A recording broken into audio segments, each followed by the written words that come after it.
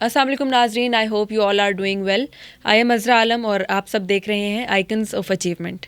آج سے ہم آئکنز آف اچیومنٹ پر ایک نیا سلسلہ شروع کرنے جا رہے ہیں جس میں ہم ان شخصیات کو مدعو کریں گے جنہوں نے اپنی محنت، اپنی لگن اور ویژن سے سوسائٹی میں اور اس معاشرے میں ایک مقام حاصل کیا. آج کے جو گیسٹ ہمارے ساتھ موجود ہیں کسی تعارف کے محتاج نہیں ہیں، جناب خاقان وحید خواجہ صاحب جو کہ Rawal general and dental hospital کے CEO ہیں. آج ہم ان سے جانیں گے کہ ان کی زندگی کیسی رہی، انہوں نے سفر کہاں سے شروع کیا اور ابھی تک ان کا سفر کیسا رہا، کیا مشکلات سامنے آئی اور انہوں نے اس کو کیسے ٹیکل کیا. السلام علیکم sir, thank you so much for joining اس. سب سے پہلے تو میں آپ سے ایک گزارش کروں گی کہ آپ اپنا انٹرو اپنی زبان سے دے دیں تاکہ ہمارے ویورز کو پتہ چل جائے. ایک تھوڑا سا جو چھوٹا سا انٹرو آپ دیں.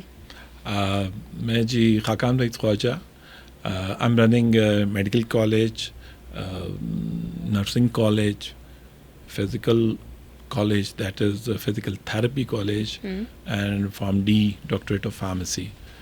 And I'm running also one of the leading hospital, that is Raval General and Dental Hospital. It's like 650 bedded hospital.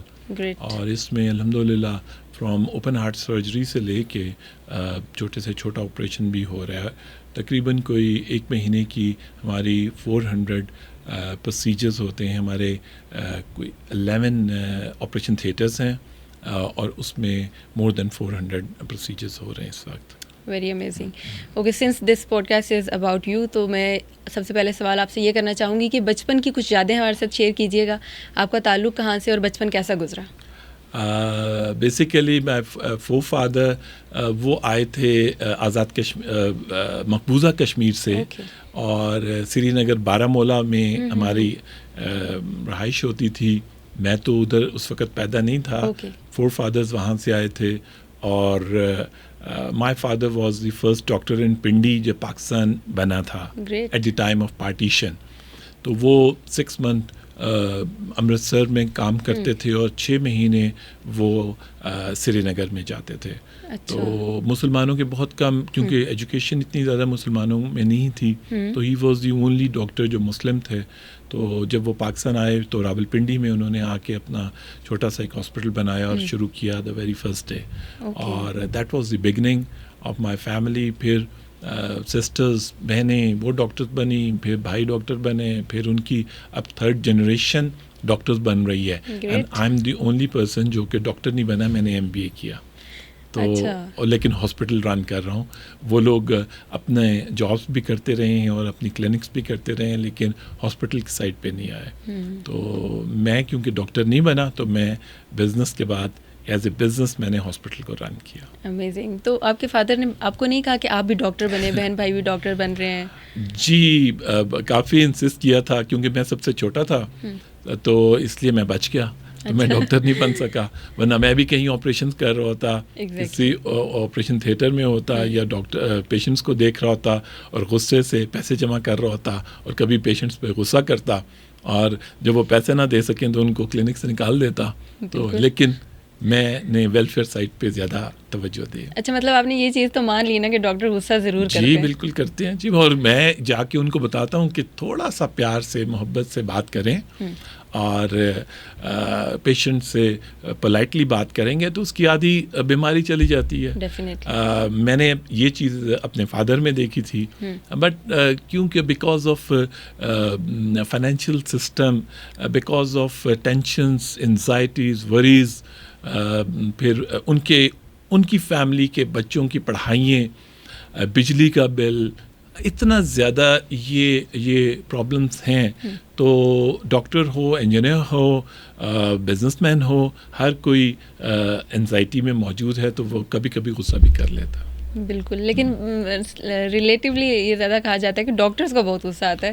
اس پہ ایون میں نے میمز بھی دیکھی کہ ڈاکٹرز کو MBBS کے بعد 1 سال پیشنٹ سے بات کرنے کی بھی وہ ٹریننگ دی جائے. جی بالکل دی جاتی ہے بتایا جاتا ہے، ہم بتاتے بھی ہیں.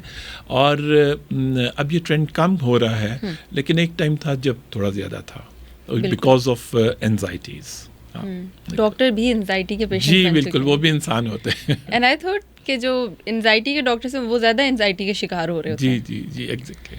تو یہ بتائیں کہ آپ کا تعلیمی سفر کیسا رہا, آپ نے کس سبجیکٹ میں ایجوکیشن کی, اور بچپن میں آپ کا کیا شوق تھا؟ جیسا کہ وہ موسٹلی لوگ کہتے ہیں ہم نے انجینئر بننا ہے, ڈاکٹر بننا ہے, پائلٹ بننا ہے. میرے فیملی میں تو سارے ہی ڈاکٹرز تھے, تو ڈاکٹرز تو ہمارے ٹیبل پہ بیٹھے ہوئے یہی باتیں ہو رہی ہوتی تھیں, اسی میں میں نے کیا. لیکن میں نے میڈیسن نہیں اختیار کی ایز اے پروفیشن. میرے ذہن میں تھا کہ میں بزنس کروں گا. ٹھیک ہے. میں ڈفرینٹ تھا ایز کمپیئر ٹو ادر بہن بھائیوں کے. اور جب میں نے فادر کو کہا کہ میں نے MBA کرنا ہے, تو وہ کہتے ہیں کہ وہ کیا ہوتا ہے, تم تو ڈاکٹر بنو گے. تو اس ٹائم کے اوپر MBA بہت کام ہوتا تھا. تو پھر میں نے ایک ہماری یہیں پہ اسلام آباد میں پریسٹن یونیورسٹی ہوتی تھی, doctor Hamid and doctor Basit اس کے مینٹور ہیں ہمارے. تو میں نے پھر ان کے انسٹیٹیوٹ سے MBA کیا, اور کرنے کے بعد میں نے بزنس اسٹارٹ کیا. جب بزنس شروع کیا تو میرے ذہن میں تھا کہ بڑا اچھا بزنس ہو جائے گا, فلرش ہو جائے گا, لیکن they are number of problems. تو بہرحال میں نے کوشش یہی کی کہ اپنے بل بوتے پہ سیلف میڈ انسان بنے, اور بہت چھوٹے لیول سے میں نے بزنس اسٹارٹ کیے. لیکن when I was in FSC تو میں اس وقت بھی پلاسٹک مینوفیکچرنگ گھر میں لگا لیا. گھر تھوڑا بڑا ہوتا تھا تو اس میں فیکٹری لے آئے, اور والدہ سے پیسے لے کے اور جیری کینز اور ڈفرینٹ پلاسٹک کے برتن بنانے شروع کر دیے, اور بیچتا تھا, اور اپنے پیسے خود کماتا تھا. تو وہ ایک دو قسم کے انسان ہوتے ہیں, ایک جاب اورینٹیڈ ہوتے ہیں, ایک بزنس اورینٹیڈ ہوتے ہیں. تو میں بزنس اورینٹیڈ تھا شروع سے ہی, اور اسی طریقے سے لائف میں ایکسل کرتا کرتا پھر ریئل اسٹیٹ میں آ گئے. ریئل اسٹیٹ میں آپ کو پتہ ہے کہ پاکستان میں اگر لک اچھی ہو تو بوم ڈیفینیٹلی ملتا ہے. تو وہ لک اچھی تھی, 2-4 ایسے پروجیکٹس کیے جو اللہ تعالیٰ نے اس میں بہت ہی پروفٹ دیا. تو وہ کرتے کرتے 2011 میں نے پھر میڈیکل کالج بنایا. That was the most difficult turning point. اس سے پہلے I was in education, I was director, ایک ڈینٹل کالج کا ڈائریکٹر تھا. اس سے مجھے سارا نو ہاؤ پتہ چل گیا کہ کس طرح یہ ایجوکیشنل جو میڈیکل کالجز ہیں یہ کیسے رن ہوتے ہیں. تو بڑا اچھا. اس کے بعد PMGC نے اپروو کیا, اور with in span of 14 years میں نے 5 کالجز بنا لیے. College of nursing, college of physical therapy, college of RMD, اسی طریقے سے college of dentistry and college of medicine. تو یہ سارے کے سارے بنے, اور خوشی ملتی ہے جب آپ دنیا میں جائیں, کہیں جائیں تو آپ کے اسٹوڈنٹس ملتے ہیں. اور الحمدللہ ابھی تک مور دین 1000 ڈاکٹرز گریجویٹ ہو چکے ہوئے ہیں. اپروکسیمیٹلی 600 ڈاکٹرز ہیں جو کہ ڈینٹسٹ ہیں. اسی طریقے سے فزیوتھراپسٹ ہیں, نرسنگ سٹاف ہے. نرسنگ پاکستان میں, دنیا میں بہت ہی کم, ان کی بہت ضرورت زیادہ ہوتی ہے اور سٹاف کم ہے. تو میں اس سائڈ پہ آیا کہ زیادہ سے زیادہ ہماری بچیاں اور بچے نرسنگ سائڈ پہ آئیں, کیونکہ دنیا میں آپ جرمنی دیکھ لیں, آپ جاپان دیکھ لیں, ان کو لاکھوں کی تعداد میں نرسنگ سٹاف کی ضرورت ہے. تو یہ ہمارا بہت بڑا انکم اور بہت بڑی یہ سمجھ لیں کہ فارن ایکسچینج بھی آ سکتا ہے, اور ملک کو بھی بہت فائدہ ہو سکتا ہے. تو میں اسی پہ کام کر رہا ہوں, اور بہت بینیفٹ بھی ہو رہا ہے الحمدللہ.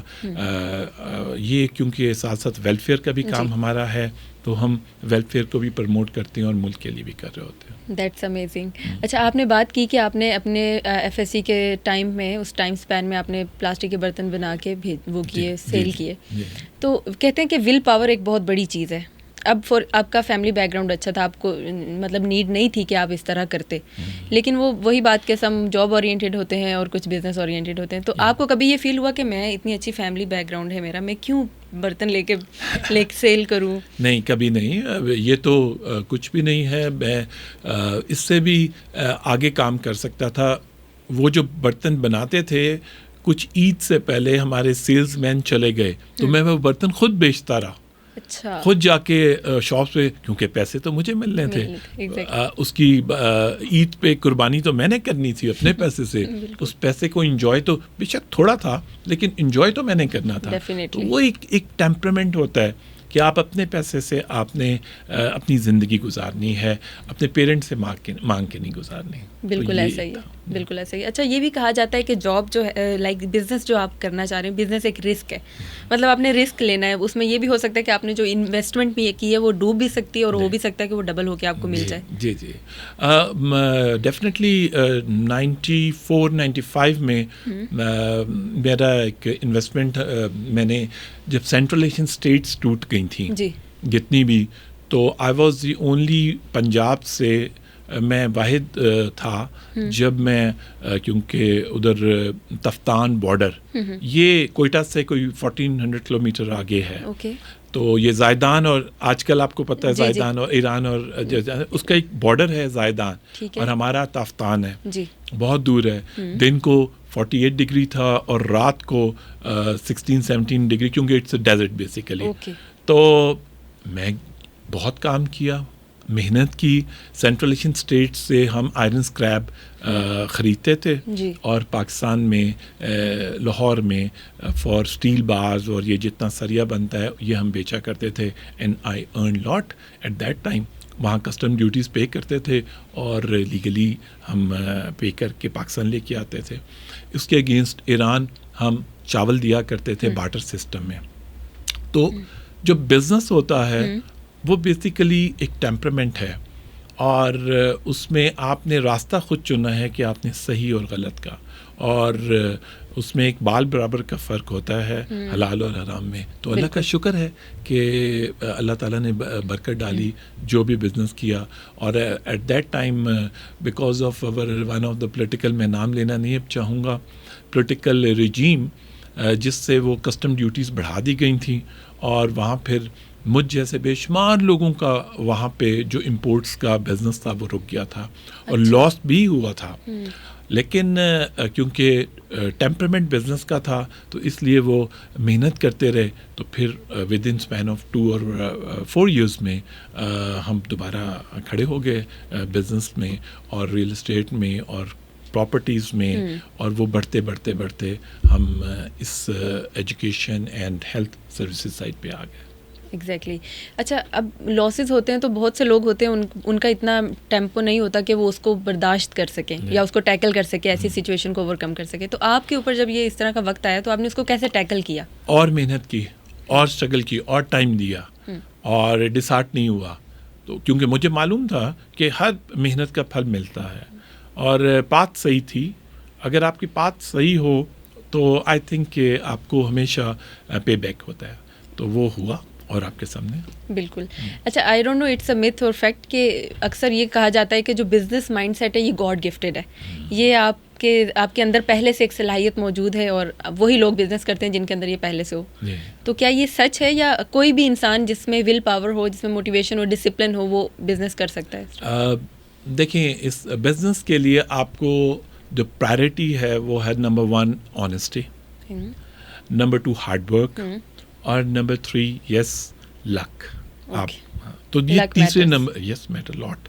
سم ٹائم آپ سمجھتے ہیں کہ یہ بزنس آپ کے لیے ٹھیک نہیں ہے تو پھر آپ کر جاتے ہیں تو آپ کو لاس ہوتا ہے, تو آپ اتنا ڈس ہارٹ ہوتے ہیں کہ آپ پھر چھوڑ جاتے ہیں. تو آپ یہ بتائیں کہ مطلب ڈیفینیٹلی جب آپ ایک ایسے فیز میں ہیں جہاں پہ آپ محنت کر رہے ہیں, ابھی آپ اس مقام پہ نہیں پہنچے جو آپ چاہ رہے ہیں کہ میں وہاں پہنچ جاؤں, آپ کے فرینڈس بھی ہوتے ہیں ساتھ, فیملی ممبرس بھی ہوتے ہیں, تو ان کی طرف سے آپ کو کیسا رسپانس آتا تھا؟ سم ٹائمس کچھ لوگ آپ کے ارد گرد ایسے ہوتے ہیں جو آپ کو ڈس ہارٹ کر رہے ہوتے ہیں, جو آپ کو کہہ رہے ہوتے ہیں نہیں you can't do this. Family کی طرف سے کبھی بہت سپورٹ بھی ملتی ہے, اور سم ٹائمس یہ بھی ہو سکتا ہے کہ نہیں اس میں رسک ہے مت کریں. تو فیملی, فرینڈس اور آپ کے آس پاس جو لوگ تھے ان کی طرف سے کیسا رسپانس تھا؟ دیکھیں فرینڈس تو ان کے ساتھ تو ہم مشورہ کرتے نہیں ہیں کہ فرینڈس میں بزنس میں کیسے جانا ہے. میرا یہ تھا کہ میں نے کبھی بھی بزنس کا مشورہ جو سا ہے وہ میں نے فیملی کے ساتھ نہیں کیا. اور کوشش کیا کہ میں اپنی بیسس پہ گرو کروں. لاس کرتا ہوں تو اپنی بیسس پہ کروں. تو آپ کو میں نے پہلے بتایا ہے کہ اس کے لیے آپ کا پاتھ صحیح ہونا ضروری ہے, اور آنیسٹی تو وہ پائی گئی ہے, اور اسی کی وجہ سے کئی بڑا شکر ہے اللہ الحمدللہ اللہ نے کرم کیا ہے کہ اس کا لاسز نہیں ہوئے. ایگزیکٹلی. تو آپ ڈیفینیٹلی ہر انسان کی زندگی میں کوئی مینٹور ہوتا ہے, آپ جس کو دیکھ کے موٹیویٹ ہوتے ہیں کہ ہی از دا ون اور شی از دا ون. یہ کوئی بھی ہو سکتا ہے, وہ آپ کے پیرنٹس بھی ہو سکتے ہیں, کوئی آپ کے ٹیچرس بھی ہو سکتے ہیں. آپ کی زندگی میں ایسا کون سا شخص تھا جس کو دیکھ کے آپ کو موٹیویشن ملتی تھی اور آپ کہتے تھے کہ میں نے بھی صحیح محنت کرنی؟ دیکھیں جی, مینٹور تو ایز اے مسلم نبی کریم صلی اللہ علیہ وآلہ وسلم نمبر 1 پہ ہمارے آتے ہیں. میں نے تھوڑا سا حضرت عمر کو بھی اسٹڈی کیا تھا, کیونکہ ان کا بھی یہ جتنا سسٹم آپ دیکھ رہے ہیں, administrative system, police system, tax system, زکوٰۃ سسٹم, ویلفیئر سسٹم, تو یہ سارے کا سارا تو حضرت عمر اور نبی کریم صلی اللہ علیہ وسلم نے ہی سسٹم بنایا ہوا تھا, تو ہمیں باہر جانے کی ضرورت ہی نہیں تھی. تو مائنڈ اس وقت یہ ایسا تھا کہ یس, اگر آپ لوگوں کے لیے خدا اللہ تعالیٰ آپ کو دے رہا ہے تو آپ لوگوں کے لیے بھی کریں. بالکل. اور کانسیپٹ یہ تھا, اور والدہ کی طرف سے اور سب نے بتایا ہوا تھا کہ اگر آپ 1% دیں گے تو 70% آپ کو ملے گا.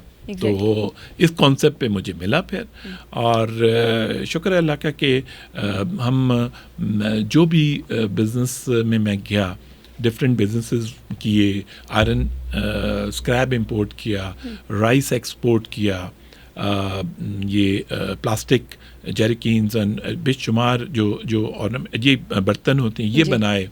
اس کے بعد ریئل اسٹیٹ ڈیولپمنٹ, اس کے بعد کنسٹرکشن, اور پھر ایجوکیشن اینڈ دین ہیلتھ.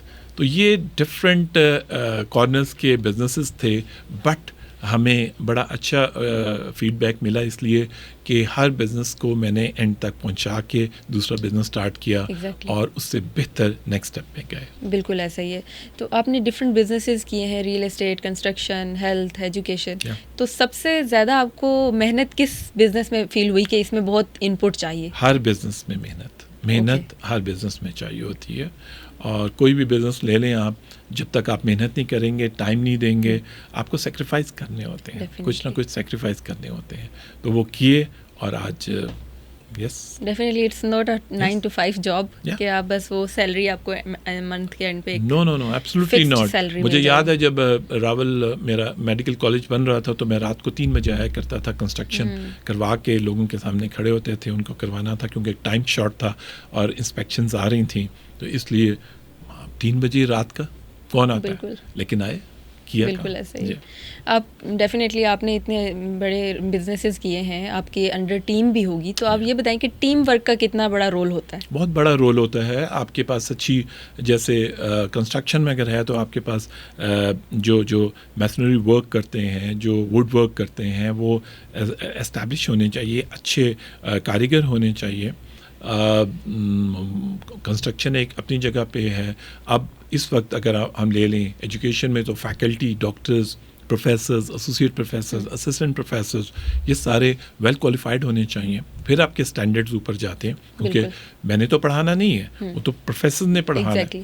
اسی طریقے سے جو ورکرز ہوتے ہیں, ایچ آر ہوتا ہے, آپ کا اکاؤنٹس ہوتا ہے, تو ہمارے اپروکسیمیٹلی 1800 امپلائیز ہیں اس وقت. اور ایک میڈیکل کالج کے ساتھ جو آپ ہاسپٹل اور کالج ملا لیں, تو آپ سمجھ لیں کہ آپ 10,000 لوگوں کے لیے امپلائمنٹ کریٹ کرتے ہیں. بالکل. اور ڈفرینٹ وینڈرز ہوتے ہیں جس سے ان کو بینیفٹس ملتا ہے.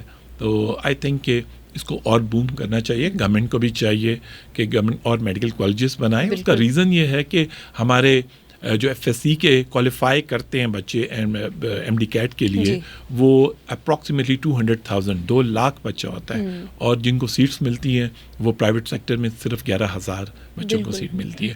باقی سارے کا سارا بچہ جو ان سے ہوتا ہے, they want to become a doctor, but کسی کو کیونکہ پاکستان میں سیٹس نہیں ہیں تو چائنا چلے جاتے ہیں, رشیا چلے جاتے ہیں, اور یہاں سے ڈالر لے جا کے ان کو فیسز پے کرتے ہیں 5 ایئرس تک, تو وہ بھی غلط ہے.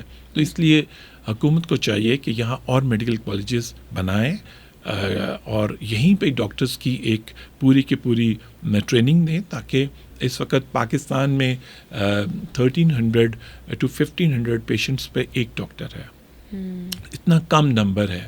تو یہ آپ کو بڑھانا چاہیے, اور اس سے فارن ایکسچینج بھی آپ کو آئے گا. ایگزیکٹلی. اب یہ کوشچن جو ابھی میں کرنے لگی ہوں یہ ٹاپک سے تھوڑا سا ہٹ کے ہے, لیکن جیسا کہ ابھی بجٹ پیش ہوا ہے تو اس میں ہیلتھ اور ایجوکیشن کے لیے جو بجٹ انہوں نے فکس کیا ہے, آپ اس کو کیا سمجھ رہے ہیں کہ کیا وہ انف ہے یا نہیں؟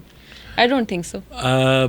ایجوکیشن پہ ہے جی 66 بلین کا انہوں نے بجٹ ابھی دیا, جو کہ میرا خیال ہے کہ بہت کم ہے, بہت ہی کم ہے. جس میں سے ایچ ای سی کو 34% ہائر کمیشن کو دیا گیا ہے فار اسکالرشپس, وہ بھی کچھ نہیں ہے.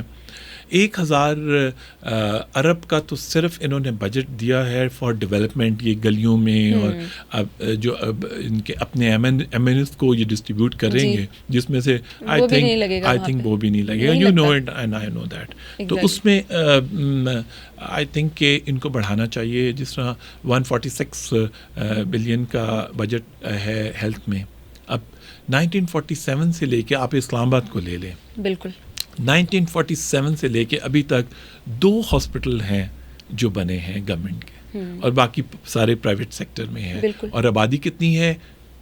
28 لاکھ میں ایٹ لیسٹ منیمم 1000 ارب, مور دین دیٹ ان کا کرنا چاہیے. اور کیونکہ پاکستان کی جو پوزیشن ہے اس وقت وہ گھرا ہوا ہے دشمنوں میں, تو انڈیا نے جو ابھی اٹیک کیا ہے, اگر ہماری افواج پاکستان نے نہ تیار ہوتے تو آج پاکستان کا کیا حال کرتے. اللہ کے کرم سے افواج پاکستان نے جس طرح ہمت سے اور جس بہادری کے ساتھ مقابلہ کیا ہے, میرا خیال ہے کہ بہت کم ملک اور بہت کم آپ کو اگزامپلس ملیں گی. بالکل ایسے ہی انہوں نے کیا. میرے مطابق ہماری افواج, سوری آپ کے ٹاپک سے ہٹ رہا ہوں, ہماری افواج 6.5 لاکھ ہے اور انڈیا کی ہے 13 لاکھ. تو میں آپ کے پروگرام کی ذریعے میں یہ گورنمنٹ آف پاکستان کو یہ کہتا ہوں کہ immediately with in span of پورا ٹارگٹ بنائیں اور افواج پاکستان کو 6.5 لاکھ سے اٹھا کے وہ 1 ملین, جو دنیا میں پاورز جو جس پر کوئی سوچے گا بھی نہیں کہ حملہ ہم کریں, ان کی افواج اسٹرانگ ہونی چاہیے. اور اللہ کا شکر ہے کہ ہم ساتھ میں دنیا کے نیوکلیر پاور میں سے آتے ہیں, اور ہم ابھی سائبر وار جیتے ہیں, ابھی ایئر فورس وار جیتے ہیں. کیوں؟ اس لیے کہ ہم لوگوں نے محنت کی, ہم لوگوں نے ہماری افواج نے پورا ٹارگٹ رکھا اور اس ٹارگٹ پہ چلیں. اور اب انڈیا کی ہمت نہیں ہے کہ ہم پہ کریں, اور کشمیر کا بھی انشاءاللہ تعالیٰ ایک فیصلہ ہوگا انشاءاللہ. بالکل. Let's back to the topic. اب جب آپ فرسٹ ٹائم CEO بنے تو آپ کو سب سے پہلا چیلنج کیا فیس کرنا پڑا تھا اور آپ نے اس کو کیسے اوور کم کیا تھا؟ کوئی چیلنج نہیں, بزنس میں کوئی چیلنج نہیں, ایبسلیوٹلی ناٹ. کیونکہ میں نے بہت چھوٹی ایج سے بزنس اسٹارٹ کر دیا تھا. اگر میرے 2 امپلائی ہوتے تب بھی میں ویسے ہی ٹریٹ کرتا ہوں, اور اگر میرے 2000 آج امپلائی ہیں تو میں ویسے ہی ٹریٹ کرتا ہوں. ان کو میرا کانسیپٹ یہ ہے کہ آپ غلطی نہ کریں, جھوٹ نہ بولیں. ان کو میری ذہن کا پتہ ہے تو وہ مجھے ایسے ٹریٹ کرتے ہیں ایز اے CEO, اور جھوٹ کم سے کم بولتے ہیں. جو بولتا ہے پھر وہ پنشمنٹ بھی, اور وہ جاتا ہے پھر نوکری سے. تو اس لیے پیسیج آف ٹائم کے ساتھ کوئی چیلنج نہیں ہے. ہاں جی, وہ اس میں ہم دیکھ سکتے ہیں کبھی کبھار گورنمنٹ کی طرف سے پالیسیز چینج ہو جاتی ہیں, وہ چیلنجز ہوتے ہیں.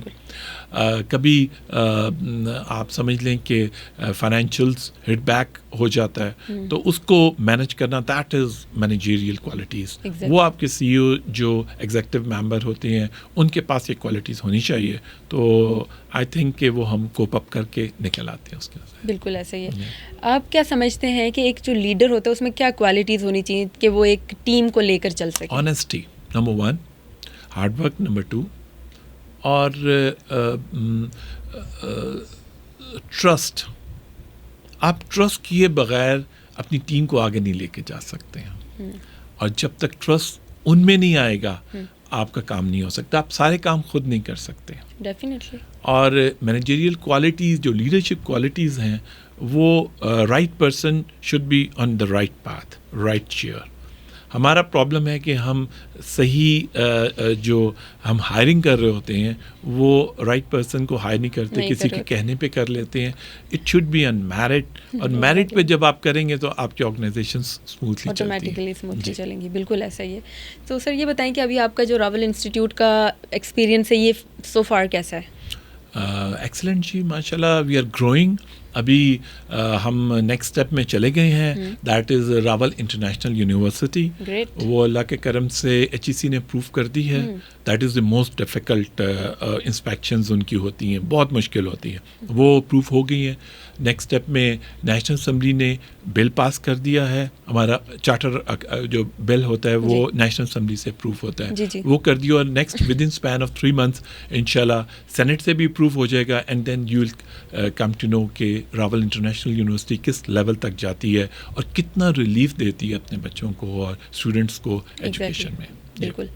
سر آپ کی ہابیز کیا ہیں؟ لائک بچپن میں انسان کی ڈفرینٹ ہابیز ہوتی ہیں، جب آپ ٹین ایجر ہوتے ہیں ڈفرینٹ ہابیز ہیں. اب آپ کی ہابیز کیا ہیں اور بچپن میں بھی کیا ہابیز تھیں؟ بچپن میں جی I was a cricketer. Okay. Imran Khan as usual نہیں تھا. مطلب وہ اچھا عمران خان نہیں تھا، مطلب اس کا لیول تو بہت ٹرسٹ لیول کا تھا، لیکن میں راول پنڈی لیول تک کرکٹ کھیلتا رہا ہوں. آئی was a fast bowler. Okay. اور کیونکہ ٹال تھا تو اس لیے اچھی سوئنگ کرتا تھا. Good player of table tennis, university level تک میں گیا ہوں. اسی طریقے سے ایتھلیٹکس میں 100 میٹر اسپرنٹر تھا. تو ایتھلیٹکس میں تو بہت زیادہ رہا ہوں. گیمس میں تو وہ آپ سمجھ لیں گیمس میں رہیں تو ہابیز بھی سارٹ آف کھیلنا ہی میری ہابی تھی. باقی جس طرح باقی بچے کرتے ہیں کہ اسٹیمپس کو کلیکشن یا کوائنس کلیکشن، یہ میری نہیں ہابیز تھی. I don't want to become number 1 in class, but I want number 1 in business. Yes, I achieved. اور آج اللہ کے کرم سے جو بھی ہم بزنس کرتے ہیں وہ اٹس آن دا ٹاپ. اور ہابیز پیسیج آف ٹائم کے ساتھ چینج ہوئی. کرکٹ ختم ہوئی، بزنس میں آ گئے. اب میری ہابی یہی ہے اب اس وقت کہ ملک اور قوم کی جو نئی جنریشن ہے میری اس پر نظر ہے. میں اس کو کیسے بہتر کر سکتا ہوں. سمجھ لیں یہ میرا پیشن ہے، میری ہابی ہے، میری عادت بن گئی ہے کہ میں نے اپنی عادت کے بغیر یہاں سے ادھر نہیں جانا. نئی جنریشن کو میں اس طرح دیکھ رہا ہوں کہ اسی نے پاکستان بنانا ہے. اس کو سب سے پہلے میں سچ کی تلقین کرتا ہوں. اس کے بعد میری کوشش ہوتی ہے کہ میں جو ڈاکٹر ہو، جو نرس ہو، جس نے MBA کیا ہو، جس نے BBA کیا ہو، جس نے میٹرک کیا ہو، میں اس کے گروپس بنواتا ہوں اور ان کو ای کامرس اور ڈیجیٹل مارکیٹنگ سکھاتا ہوں. اس کو روزگار کہنا ہوتا ہے.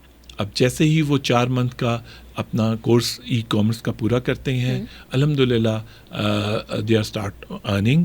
اور 50,000 منیمم سے لے کے آپ جانتی ہیں وہ 2 لاکھ 3 لاکھ تک کماتے ہیں. تو یہی میرا پیشن ہے، یہی میری ہابی ہے اس وقت. اور ایک اور ہابی بھی ہے جو پڑھے لکھے لوگ نہیں ہیں ان کے لیے کیا کرنا ہے. تو ان کے لیے میں اس طرح کرتا ہوں کہ ان کو میں ڈفرینٹ ایریاز سے ان کے گروپ بناتا ہوں. ان کو plumber, electrician, security guard, drivers, ان کی ٹریننگ دیتے ہیں اور ساتھ ان کو سرٹیفکیشن پراپر کرتے ہیں اور ان کو کوشش کر کے ملک سے باہر تاکہ ان کا روزگار بہتر سے بہتر ہو. That's free of cost. Yeah, of course, this is very nice. اس میں کوئی ہم پیسے نہیں لیتے. Very nice, amazing. So بطور انسان، ہر انسان نے اپنے کچھ رولز سیٹ کیے ہوئے ہوتے ہیں جو آپ کی زندگی میں آپ کی رہنمائی کرتے ہیں. تو آپ نے اپنی لائف میں ایسے کون سے رولز سیٹ کیے ہوئے ہیں جن کو آپ کہتے ہیں کہ یہ میں نے 100% فالو کرنے ہیں؟ لیکن جی نمبر 1 آنیسٹی. پھر میں گھوم کے اسی پہ ہی آتا ہوں. جی بالکل. اور وہی رول سب سے بڑا ہے.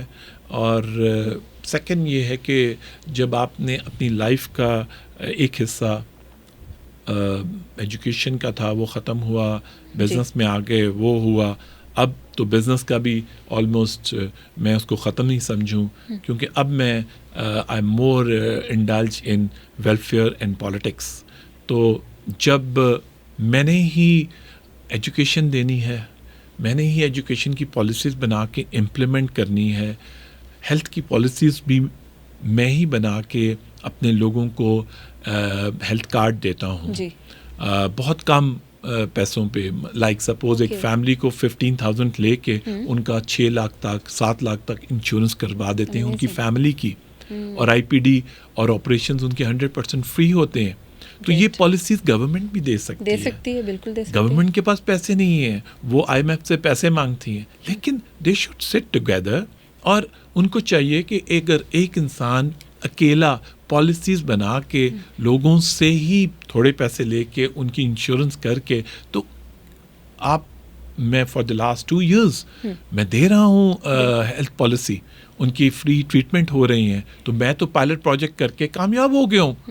تو پھر گورنمنٹ کیوں نہیں کامیاب ہوتی؟ اس لیے کہ ان کی نیت نہیں ہوتی ہے. دے ڈونٹ ہیو نالج, اور نالج جس کے پاس نہیں ہوتا ہے وہ پھر ملک بھی تباہ کرتے ہیں اور اپنے آپ کو بھی تباہ کرتے ہیں.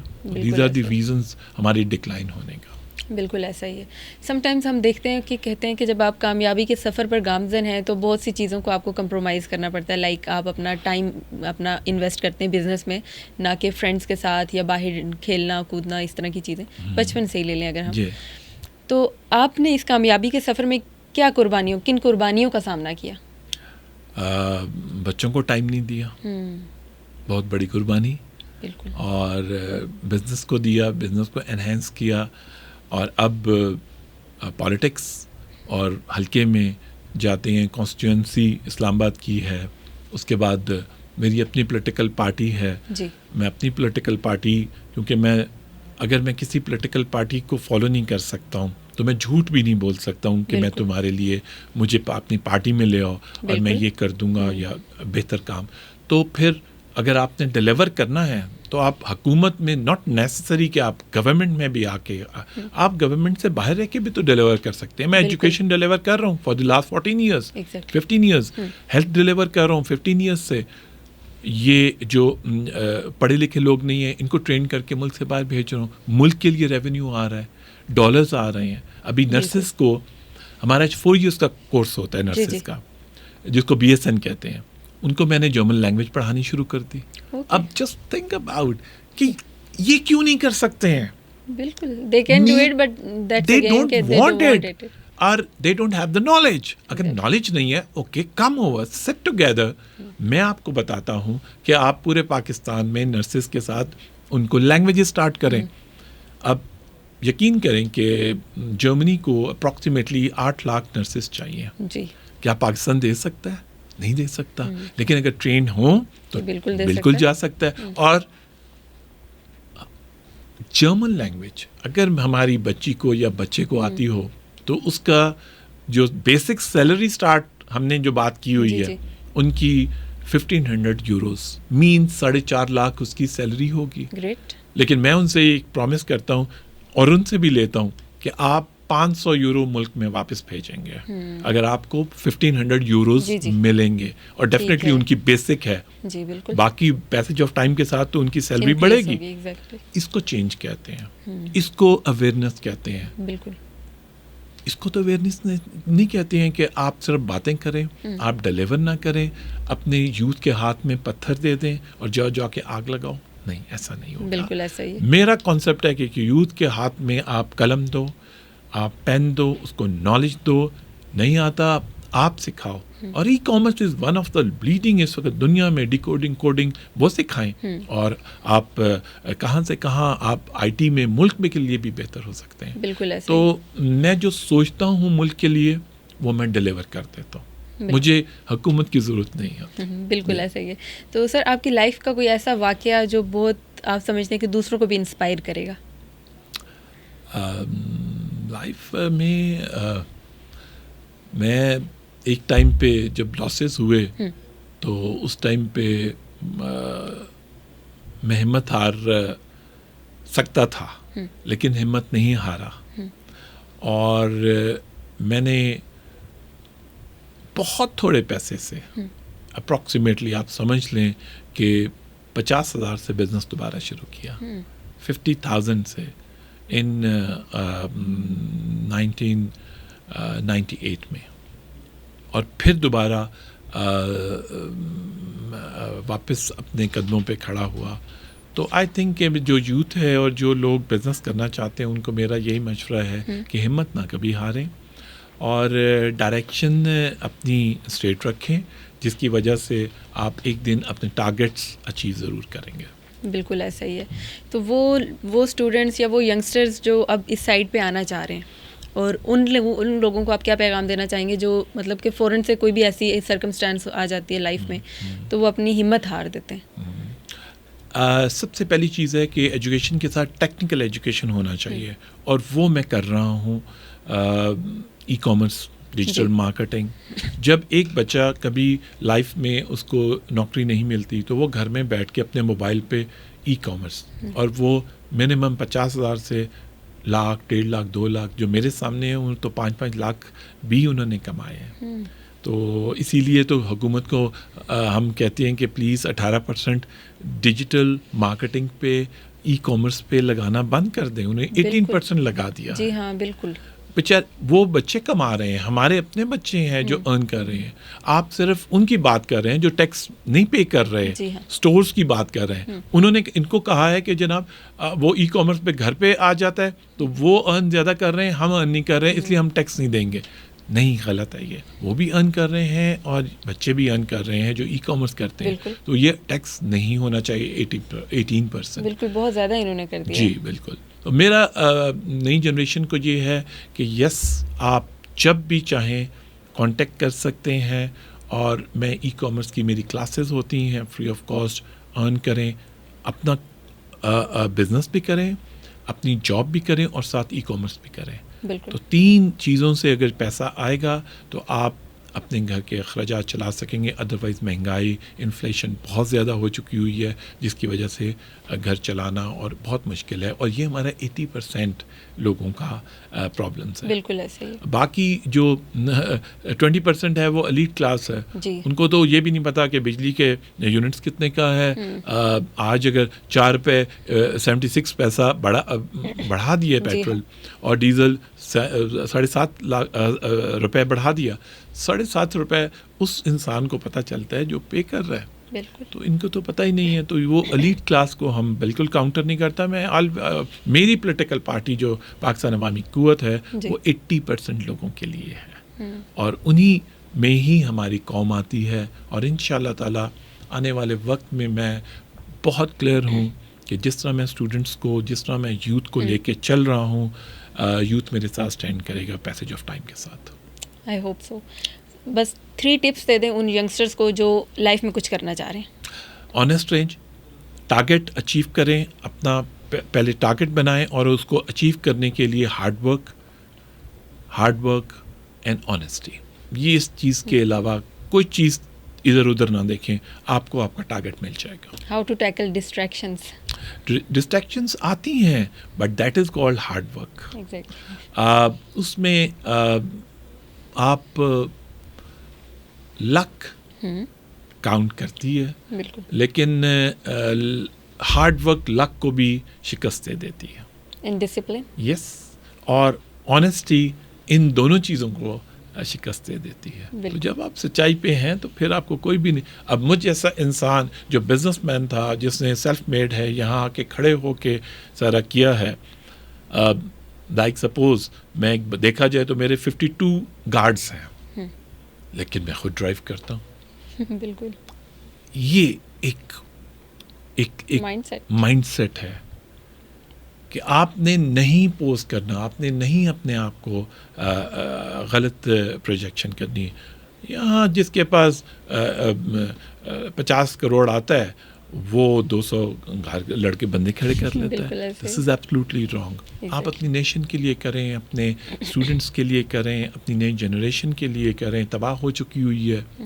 میں KPK میں گیا ہوں، مجھے بڑی حیرانی ہوئی ہے کہ KPK کے لوگوں نے کہا ہے، میں سمجھ رہا تھا کہ وہاں پہ ایک پولیٹیکل پارٹی ہے جو بہت اسٹرانگ ہے. انہوں نے کہا بھائی صاحب آئیں، اگر آپ ڈیلیور کر سکتے ہیں تو آ جائیں. 12.5 سال میں اس پولیٹیکل پارٹی نے ایک چیز ڈیلیور نہیں کی. صرف ان کی ایلیٹ کلاس نے کھایا ہے، بجٹ کھایا ہے، کچھ ڈیلیور نہیں کیا. تو میں نے کہا اس سے آسانی میرے لیے کیا ہو سکتی ہے کہ میں تو ایجوکیشن ڈیلیور کروں گا، میں ہیلتھ ڈیلیور کروں گا، میں بچوں کو ای کامرس، ڈیجیٹل مارکیٹنگ. اور دس از ناٹ دیٹ امپورٹنٹ کہ میں ان کو کہوں کہ میں 2 سال کے بعد آپ کو سکھاؤں گا. نہیں، میں کہتا ہوں کل سے شروع کرو. With in span of 4 months وہ کمانا شروع کر دیتے ہیں. تو اسی طریقے سے ہم ہر اینگل پہ میں چل رہا ہوں for nation, for betterment of citizen. جو ہمارے عام لوگ ہیں جن کے پاس مہینے کا 50,000 ہے، تو میں کہتا ہوں کہ وہ کچھ نہیں ہے. اگر وہ 50,000 کماتے ہیں، وہ 2 لاکھ کمائیں. میرا کانسیپٹ ہے امیر کو اور امیر کریں، لیکن اس لیے کہ وہ جاب کریٹ کرے. یہ نہیں کہ امیر کو اور امیر کر کے وہ ملک سے پیسہ لے کے چلے جائیں اور دنیا میں ہر جگہ جا کے بلڈنگز بناتے ہیں. بالکل. میں نام نہیں لینا پسند کرتا ان لوگوں کا، بٹ ایسا ہے، یو نو اٹ. تو اس لیے ہم اس پالیٹکس میں نہیں جاتے. ہماری پالیٹکس بڑی نیٹ اینڈ کلین ہے. نبی کریم صلی اللہ علیہ وسلم نے پالیٹکس سٹارٹ کی تھی ویلفیئر کی.